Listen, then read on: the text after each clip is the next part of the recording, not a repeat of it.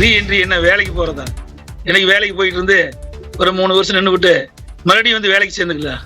2021 என்ன சொன்னாங்க? நான் பொது வாழ்விலிருந்து விலகி விட்டேன்னு சொன்னாங்க. இப்போ ரீஎன்ட்ரிங்கிறாங்க. இத்தனை நாள் கட்சி காப்பாற்றினது யாரு? தொண்டன். அதிமுகவில் ரீஎன்ட்ரி கொடுக்க இருப்பதாக சசிகலா அறிவித்ததற்கு இவ்வாறு எதிர்வினை ஆற்றியுள்ளார் அதிமுக பொதுச் செயலாளர் எடப்பாடி பழனிசாமி. தஞ்சையில் செய்தியாளர்களிடம் பேசிய அவர், அதிமுகவில் சாதிக்கு எப்போதும் இடம் இல்லை என சசிகலாவின் விமர்சனத்திற்கு பதிலளித்தார். அனைத்து இந்திய அண்ணா திராவிட முன்னேற்ற கழகத்தில் இதயம் புரட்சி தலைவி அம்மா இருக்கின்ற பொழுது பதவி கொடுத்தவருக்கு தான் இப்பொழுதும் பதவி கொடுத்தது. தலைமை கழக நிர்வாகி என்றால் எல்லா ஜாதியிலும் இஸ்லாமியர் கூட எங்க அவைத்தலைவர். பொன்மணிச்சம்பல் புரட்சி தலைவர் எம்ஜிஆர் காலத்திலும் சரி, இதயம் புரட்சி தலைவி அம்மா காலத்திலும் சரி, ஜாதி மதத்திற்கு அப்பாற்பட்ட கட்சி அதிமுக. முன்னாள் முதலமைச்சர் ஓ பன்னீர்செல்வம் ஒருபோதும் கட்சிக்கு விசுவாசமாக இருந்ததில்லை என்றும் சுயநலமாகவே செயல்படுவார் என்றும் எடப்பாடி பழனிசாமி சாடினார். இப்ப கூட சுயநலத்துல தான் போய் போட்டிட்டாரு, ஜெயிச்சா மத்திய மந்திரி ஆகலன்னு. ஆனா நாட்டு மக்கள் அவருக்கு சரியான தண்டனை கொடுத்திருக்கிறார். கோடநாடு வழக்கில் குற்றவாளிகளை கைது செய்தது அதிமுக அரசு எனவும் அவர்களை ஜாமீனில் விடுவித்து காப்பாற்ற நினைப்பது திமுக அரசு என்றும் குற்றம் சாட்டினார்.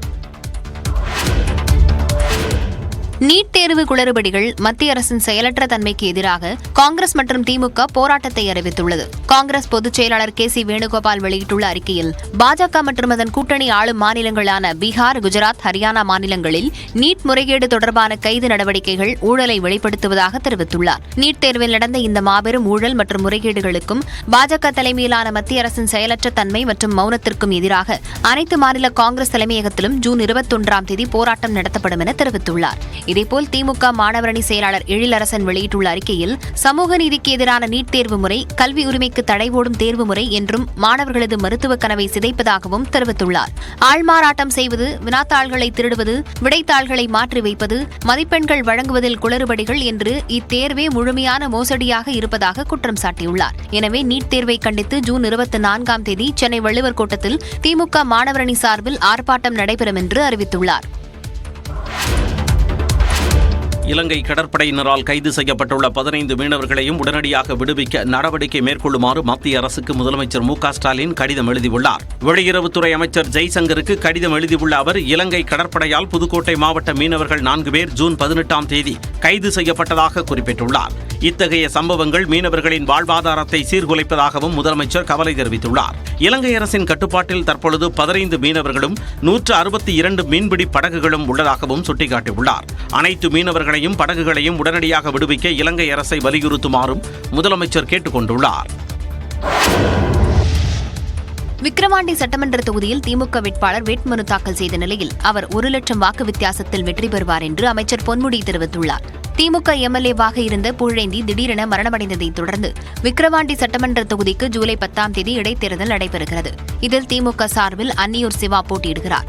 இந்நிலையில் அமைச்சர் பொன்முடி, நாடாளுமன்ற உறுப்பினர் ஜெகத் ரட்சகன், தேர்தல் பொறுப்பாளர் கௌதம சிகாமணி, விடுதலை சிறுத்தைகள் கட்சி நாடாளுமன்ற உறுப்பினர் ரவிக்குமார் தலைமையில் திமுக வேட்பாளர் அன்னியூர் சிவா ஊர்வலமாக சென்று தனது வேட்புமனுவை தாக்கல் செய்தார்.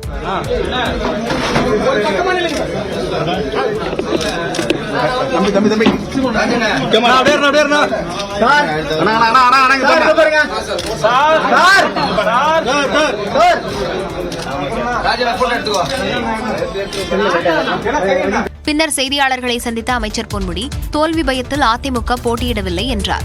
ஒருத்தர் எப்படியும் தோல்வி வரும் என்பதற்காகவே இதை விட்டு விலகிவிட்டார்கள். மற்ற 2 பேரும் சேர்ந்து நிற்கிறாங்க.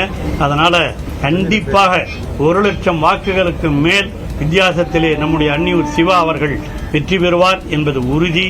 இந்நிலையில் விக்கிரவாண்டி இடைத்தேர்தலில் பயன்படுத்தப்பட உள்ள மின்னணு வாக்குப்பதிவு இயந்திரங்களை மாவட்ட தேர்தல் அதிகாரி பழனி நேரில் சென்று ஆய்வு செய்தார்.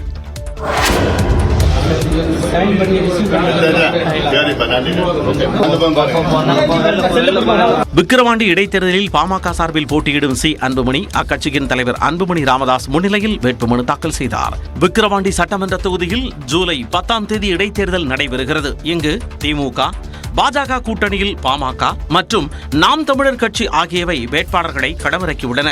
இந்நிலையில் பாமக சார்பில் போட்டியிடும் சி அன்புமணி வேட்புமனு தாக்கல் செய்தார். பின்னர் செய்தியாளர்களை சந்தித்த அன்புமணி ராமதாஸ் தற்போதைய அரசியல் சூழலை கருத்தில் கொண்டு இடைத்தேர்தலில் போட்டியிட முடிவு செய்ததாக கூறினார். தமிழ்நாட்டில் மொத்தம் இருக்கிறது 34 அமைச்சர்கள், முதலமைச்சர் உட்பட.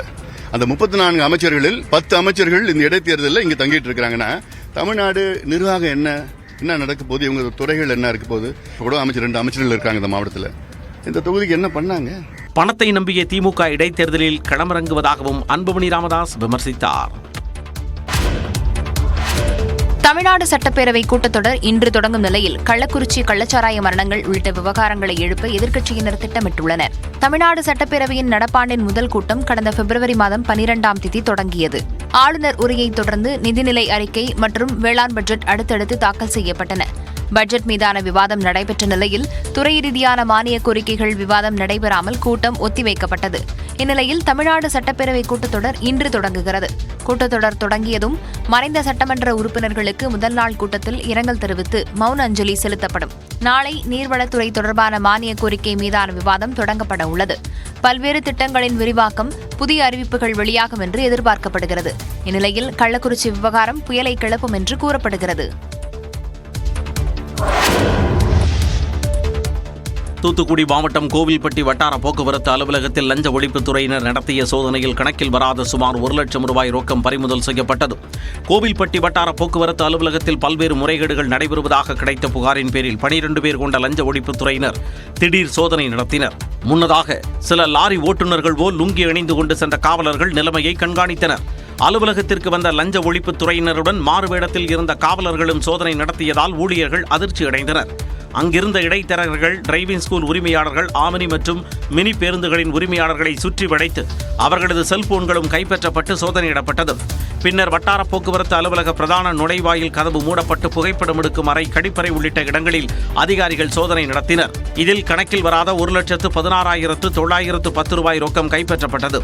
இது தொடர்பாக வழக்கு பதிவு செய்த லஞ்ச ஒழிப்புத்துறையினர் வட்டார போக்குவரத்து அலுவலர் நெடுஞ்செழிய பாண்டியன், மோட்டார் வாகன ஆய்வாளர் சுரேஷ் விஸ்வநாத் மற்றும் அலுவலக ஊழியர்களிடம் 7 மணி நேரம் விசாரணை நடத்தினர்.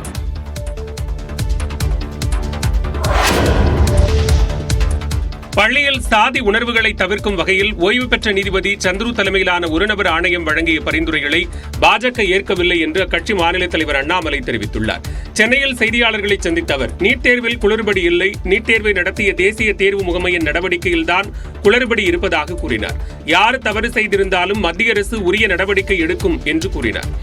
நீட்ல பிரச்சனை இல்ல, நீட் எக்ஸாம் நடத்தக்கூடிய என்டிஏ அமைப்பு, ஒரு காமனாக இருக்கக்கூடிய அமைப்பு, நிறைய பரீட்சைகள் நடத்தக்கூடிய அமைப்பு, அந்த என்டிஏவின் மீது இந்த வருஷம் குற்றச்சாட்டு வச்சிருக்கிறாங்க. தவறுகள் யார் செய்திருந்தாலும் கூட நிச்சயமாக கடுமையான நடவடிக்கை நாம் எடுக்க போறோம். பள்ளிகளில் சாதி உணர்வுகளை ஒழிக்க ஓய்வு பெற்ற நீதிபதி சந்துரு கொடுத்துள்ள அறிக்கையில் உள்ள பரிந்துரைகளை பாஜக எதிர்ப்பதாக கூறினார்.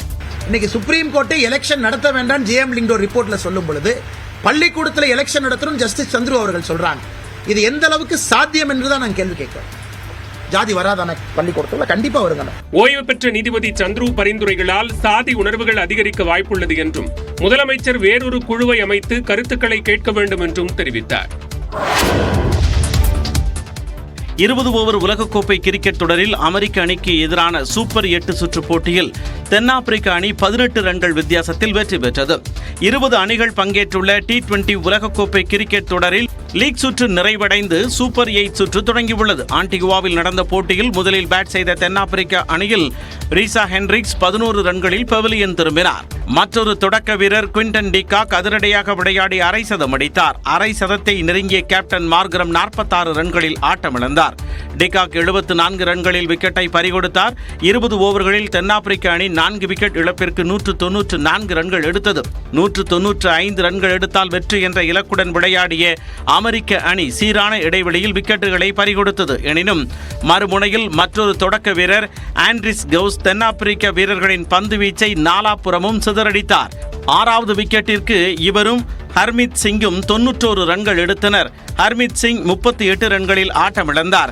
ஆண்ட்ரிஸ் கவுஸ் 80 ரன்களுடன் இறுதி வரை களத்தில் இருந்தார். 20 ஓவர்களில் அமெரிக்க அணி 7 விக்கெட் இழப்பிற்கு 176 ரன்கள் எடுத்து தோல்வியடைந்தது.